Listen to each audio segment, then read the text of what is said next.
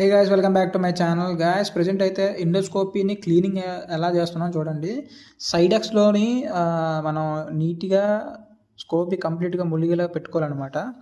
ఇలా ఎందుకు పెడతానంటే ఒక పేషెంట్ చేసిన తర్వాత మళ్ళీ మరలా ఇంకొక పేషెంట్ చేసే ముందు ఇన్ఫెక్షన్ అనేది డిస్ఇన్ఫెక్షన్ చేయాలి కాబట్టి ఇలా స్కోప్ సైడెక్స్లో పెట్టుకుంటున్నమాట. సైడెక్స్ అంటే డిస్ఇన్ఫెక్షన్ చేసే లిక్విడ్ అనమాట. సో ఇది చాలామందికి తెలుసో తెలియదు, నాకు తెలియని వరకు అయితే తెలుసుకుంటారని వీడియో చేస్తున్నాను.